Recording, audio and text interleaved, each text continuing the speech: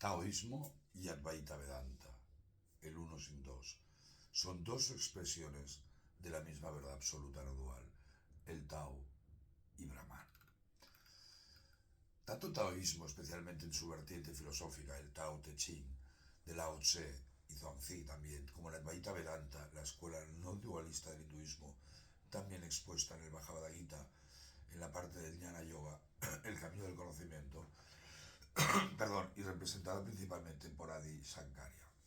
Son dos de las tradiciones espirituales más profundas y quizás radicales de la historia de la humanidad.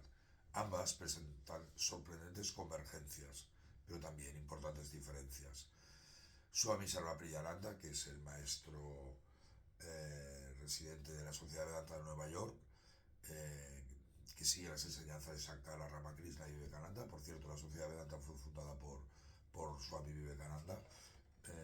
Estaba buscando la foto, pero no la tengo, no sé dónde está. Sí, se ha caído por ahí. Bueno, decía sobre el taoísmo, decía Sarvapriyananda, el taoísmo es la única tradición china que llegó tan cerca del Advaita Vedanta sin tener la estructura técnica del Vedanta.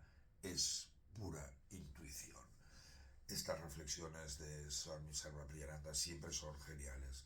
Yo creo que es uno de los swamis que más sabe de la Advaita Vedanta, y si podéis seguirle en su canal de YouTube, porque las charlas que da son simplemente una maravilla. Pero ese es el concepto que nos tenemos que quedar. En el Advaita del Vedanta se llega a través de la realización de la no dualidad, a través de la parte racional, de la inteligencia, de la alta filosofía, mientras que el Tao llega a través de la intuición. Vamos a ver las similitudes en concepto del Tao y Brahman. En su esencia más profunda, el taoísmo filosófico y el Advaita Vedanta son dos expresiones de la misma verdad absoluta no dual. Solo existe el uno sin segundo, el todo es uno del Advaita, y el mundo y el yo separado son apariencias transitorias, son irreales. Y la liberación es reconocer que nunca estuviste separado ni atado. Es sorprendente la coincidencia de la visión de la realidad absoluta. Tanto el Gita como el Tao son visiones no duales, inefables, es decir, no se pueden expresar con palabras, trascendentes e inmanentes a la vez. Si tenéis curiosidad, en el verso 31 del capítulo 13 está definido en tú eres eso, el that one, así. Recordad que estoy haciendo una serie de vídeos, en este caso siguiendo dos líneas, una similitudes entre el Tao y el Vedanta, y la otra siguiendo ese hilo de la no dualidad que está presente en muchos caminos espirituales y que grandes intelectuales y pensadores de diferentes religiones han intuido, percibido, experimentado. Ese todo es uno. Por tanto, el Tao es inefable, es decir, no se puede expresar con palabras, es sin nombre, es anterior al cielo y a la tierra, y madre de las 10.000 cosas, que refiriéndose a todos los seres. Y esta es una de las frases, y así se inicia el Tao Te Ching, más fuertes o más trascendentes de la historia espiritual de la humanidad, y decía, el Tao que puede ser nombrado no es el Tao eterno. Me recuerda mucho al concepto del uno de Plotino, que convergen totalmente en la no dualidad de la Advaita Vedanta. Brahman, el uno sin dos, es Satchit Ananda, existencia, conocimiento y bienaventuranza absoluto. También es inefable y está más allá de las palabras y de la mente. Y en el capítulo segundo del Gita, el que contiene la esencia del Bhagavad Gita, un resumen filosófico, Krishna nos dice este complejo verso: lo irreal nunca viene a la existencia y lo real nunca deja de existir. Estos dos, lo irreal y lo real, solo han sido afirmados verdaderamente por quienes conocen la verdad. Este verso es complejo, es uno de los más complejos del Gita, pero si buscáis en mi canal o en mi página web tenéis un vídeo explicativo. En el Kena Upanishad encontramos aquello que la palabra no puede expresar, sino por la cual la palabra es expresada, aquello que la mente no puede pensar, sino por la cual la mente es pensada. Eso es Brahman, no lo que la gente aquí adora como objeto. Y en el Mundaka Upanishad, citado por Adi Shankara, decía, eso que no puede ser visto por el ojo, ni expresado por el habla, eso es lo que debe ser conocido. Recordar la máxima de Shankara era: solo Brahman es real, todo lo demás es ilusorio. Maestros del siglo XX como Ramana Maharshi, Nisargadatta Maharaj o Wei Wu Wei han señalado que el Tao y Brahman son literalmente lo mismo, visto desde dos culturas diferentes.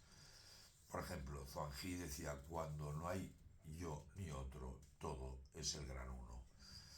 Y Ramana Maharshi decía: el Tao es el sí mismo, es tu propia naturaleza, no está fuera. Cuando cesa la mente que busca fuera, eso que siempre es, brilla como Tao.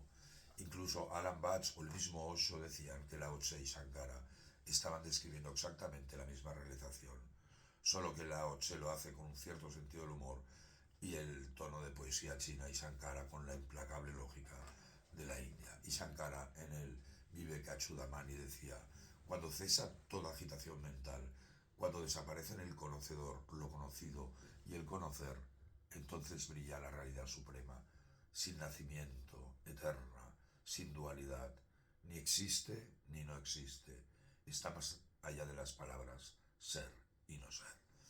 Para Swami Sarvapriyananda, que ya lo hemos citado, decía: Lao Tse dice: el nombre que puede ser nombrado no es el nombre eterno.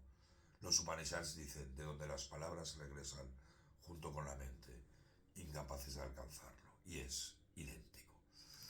Otra coincidencia importante es el concepto del yo real en el Tao y Brahman. En el taoísmo no existe un yo permanente. El sabio se olvida de sí mismo y fluye con el Tao. Y en el tercer aforismo del Tao leemos: practica el no actuar, el Wu Wei, y todo quedará hecho.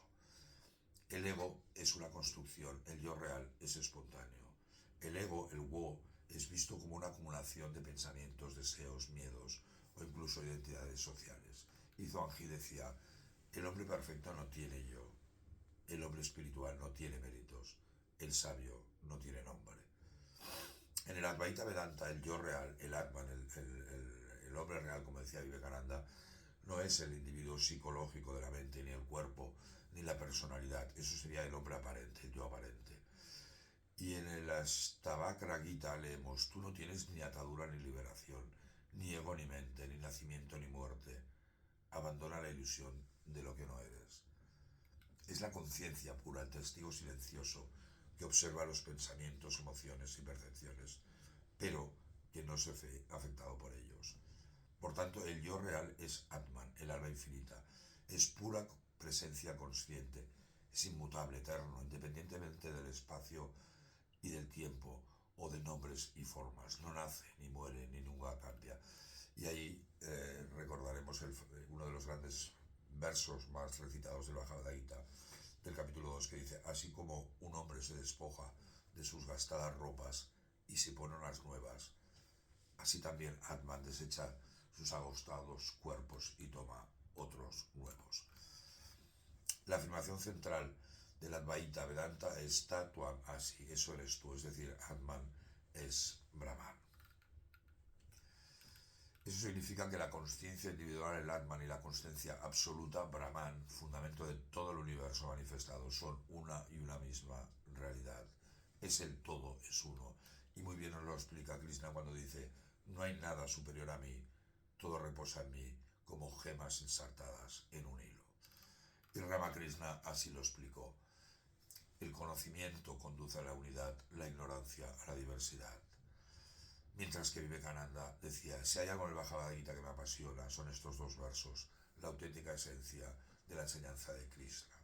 Quien ve al Señor Supremo morando por igual en todos los seres, el imperecedero, en las cosas que perecen, él ve en verdad, porque al ver al Señor como él mismo presente en todas partes, él no destruye el yo por el yo.